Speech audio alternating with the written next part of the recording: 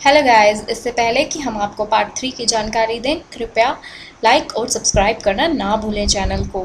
तो पार्ट 2 में हमने देखा कि नंदिनी को मिलता है आचार्य चाणक्य का पत्र, जिसमें लिखा है कि महापद्मानंद करने वाला है चंद्र पे आक्रमण।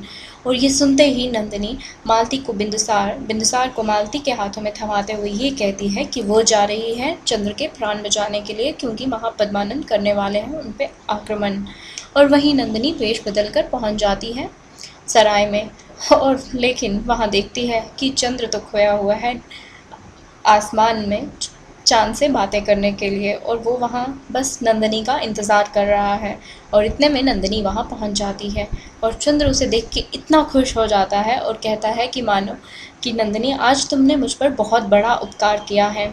अगर आज तुम नहीं आती तो न जाने वो अपनी जीने की वजह ही खो देता। नंदिनी उसे लाख समझाने की कोशिश करती है और ये बताने की कोशिश करती है कि वो यहाँ इसलिए नहीं आई क्योंकि चंद्र ने उसे बुलाया था, बल्कि वो इसलिए वहाँ आई है क्योंकि चंद्र के प्राण संकट में हैं। लेकिन चंद्र तो उसकी कोई बात सुनने के लिए तैयार ही नहीं है।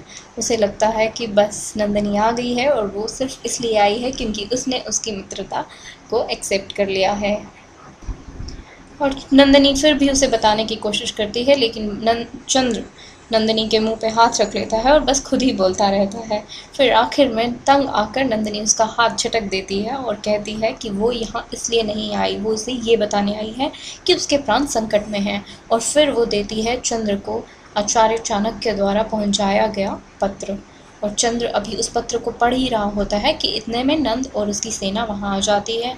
और नंद चंद्र को देख के पहचान लेता है और कहता है कि वो रहा चंद्र, और सब लोग टूट पड़ते हैं। पर चंद्र बजाय इसके कि वो छिप जाए, वो जाता है नंद के सामने और सामना करता है उसकी सेना का और नंद का। और नंदिनी से कहता है कि वो बाहर ना आए। और फिर वहाँ होती है चंद्र और नंद के सैनिकों में भिड़ंत। और फिर आखिरकार जब सब सैनिक मर जाते हैं तो होती है नंद और चंद्र के बीच में भिड़ंत, और आ जाते हैं दोनों शक्तिशाली राजा एक दूसरे के सामने।